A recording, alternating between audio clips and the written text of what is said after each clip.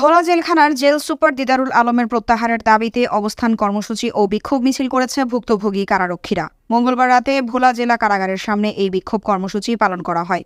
এ সময় কারারক্ষীরা অভিযোগ করে বলেন, ভোলা জেলা কারাগারটি দুর্নীতির আখড়ায় পরিণত করেছে জেল সুপার দিদারুল আলম। সে আসামি ও কারারক্ষীদের জিম্মি ও বিভিন্নভাবে অত্যাচার করে প্রতি মাসে প্রায় 10 লাখ টাকা অবৈধ বাণিজ্য অব্যাহত রেখেছে। এভাবে সে অবৈধভাবে কোটি কোটি টাকার মালিক হয়েছে। তারা আরও বলেন, জেল সুপার দিদারুল আলমের অবৈধ নির্দেশ পালন না করলে সে সাধারণ কারারক্ষীদের উপর নির্মমভাবে জুলুম অত্যাচার চালায়।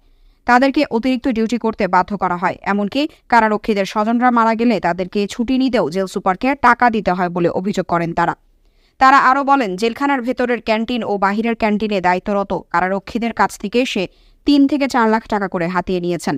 অন্যদিকে বন্দী আসামিদের কাছে ক্যান্টিনের সকল মালামাল উচ্চ মূল্যে বিক্রি করতে বাধ্য করা হয় কারারক্ষীদের। নতুন আসামিরা টাকা না দিলে তাদেরকে ঘুমানোর সিট দেওয়া হয় না এবং তাদের উপর নানাভাবে অত্যাচার করা হয়।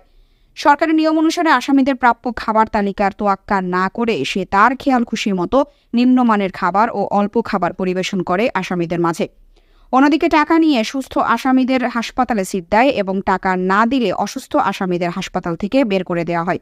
এ সময় কারারক্ষীদের বিক্ষোভের সংবাদ শুনে জেলখানায় ছুটে আসেন ভোলার অতিরিক্ত জেলা প্রশাসক তামিম আল ইয়ামিন। তিনি জানান, বিষয়টি তদন্ত সাপেক্ষে জেল সুপার দিদারুল আলমের বিরুদ্ধে ব্যবস্থা গ্রহণ করা হবে। এ ব্যাপারে অভিযুক্ত জেল সুপার বক্তব্য দিতে রাজি হননি।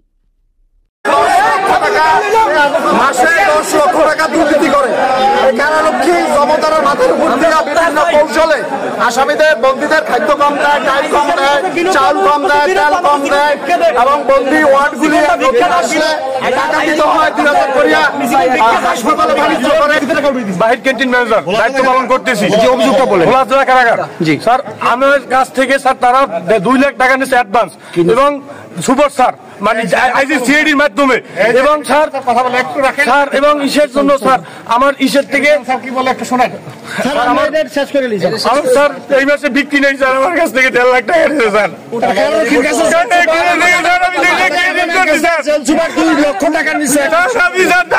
আত্মহত্যা করবো আমি স্যার আত্মহত্যা করবো স্যার, এই অস্ত্র নিয়ে স্যার আমার টাকা না দিলে এই মুহূর্তে স্যার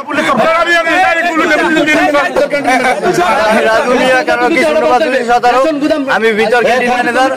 আমার কাছ থেকে এই আইজির পিআইইউ সদস্য শফিউল্লাহ আমাকে বিভিন্ন হয়রানি করে ভয়ভ্রান্তি দেখাইয়া বলছে যে তুমি ক্যান্টিন নাও, এইবার 2 লক্ষ টাকা দাও।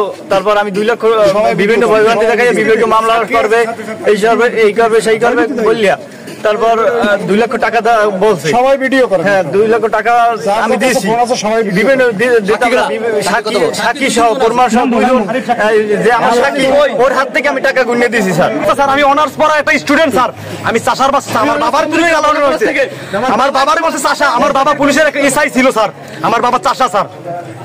এবং স্যার আমরা ভাত খাই ম্যাচে স্যার, তাকে দেখলে স্যার দৌড় দিয়ে ম্যাচের গতি দিয়ে চল দৌড় দিয়ে যাই দিবে আমার ভাত খাওয়া অবস্থা স্যার।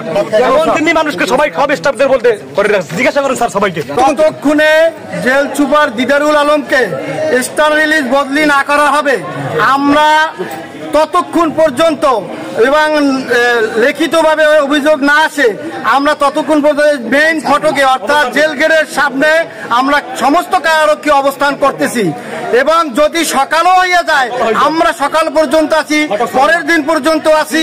আমরা এই জেল সুপারকে যতক্ষণ পর্যন্ত বদলি না করা হইবে আমরা সমস্ত কারারক্ষী আমরা তার পদত্যাগ চাই। কথা হইল আমি স্টাফ ম্যাচ ম্যানেজারের দায়িত্বে এবং স্টাফ করে রেশন দিই। সারা বাংলাদেশে কোনো জায়গায় আমাকে রেশনে বাড়তি টাকা নেওয়া হয় না।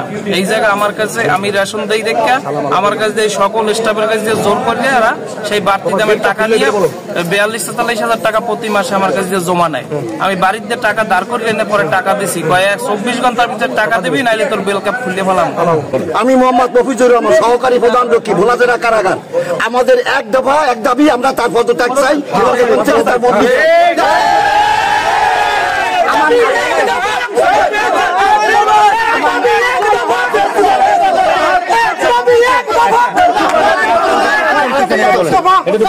বড় কথা হলো আমার প্রথম নাতি মারা গেছে, আমি তার পাও ধরছি, আমার সে ছুটি জানে মাটি যে ঠেলি হয় ছোট বাচ্চা মাত্র 1 মাস। আমি এখান থেকে কানতে গেছি, দেখি প্রত্যেক সবাই দেখছি আমরা ছুটি পাই না।